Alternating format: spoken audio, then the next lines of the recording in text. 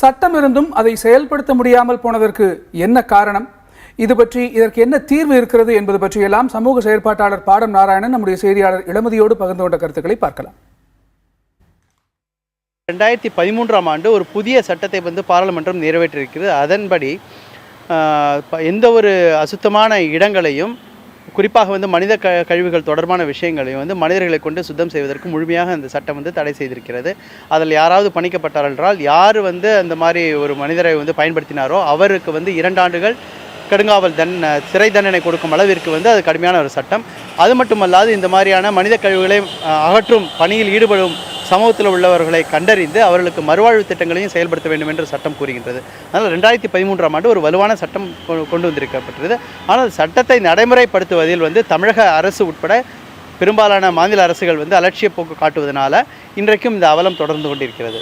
ஏன் இப்படி இப்போ வழிகாட்டு நெறிமுறைகளுக்கு சட்டங்கள் இருக்குது, தீர்ப்புகளும் இருக்குது, ஆனால் தொடர்ந்து இதை ஏன் செய்ய மாட்டேங்கிறாங்க? என்ன பிரச்சனை, என்ன சிக்கல்னு சொல்லுங்கள்.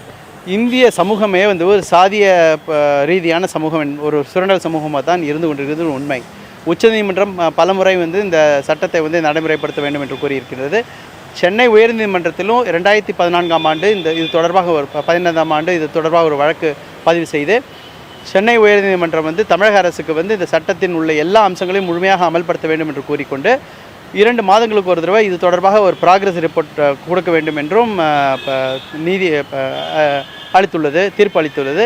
தமிழக அரசும் கடந்த 9 மாதங்களாக மீண்டும் 2 மாதங்களுக்கு ஒரு தடவை ஸ்டேட்டஸ் ரிப்போர்ட் கொடுத்துட்ருக்காங்க, ப்ராக்ரஸ் ரிப்போர்ட் கொடுத்துட்டு கொண்டிருக்கிறார்கள்.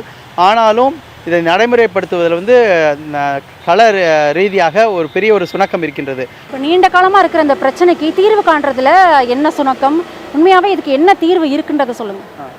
குறிப்பாக நான் ஏற்கனவே சொன்ன மாதிரி தமிழக அரசே இதில் ஒரு தீவிரம் காட்டவில்லை.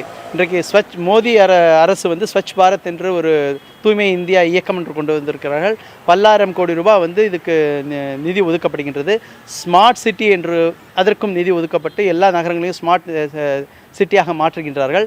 ஆனால் இந்த ஸ்வச் பாரத் அமைப்பில் இந்த துப்புரவு பணியாளர்கள் சுரண்டப்படுவதை தடுப்பதற்கான எந்த ஒரு அம்சமும் இல்லை. அதுபோக பொது புத்தி இது பற்றி கவலைப்படுவதிலே ஒரு சாதிய வர்க்க ரீதியாக பிளவுபடுத்தப்பட்டு இருக்கும் இந்த சமூகத்தில் இதற்கு ஆர்வம் காமிக்கவில்லை. சுற்றுச்சூழல் ஆர்வம் இருக்கும் சுற்றுச்சூழல் போராளிகள் கூட துப்புரவு பணியாளர்கள் தொடர்பான விஷயங்களில் தீவிர ஆர்வம் காட்டுவதில்லை.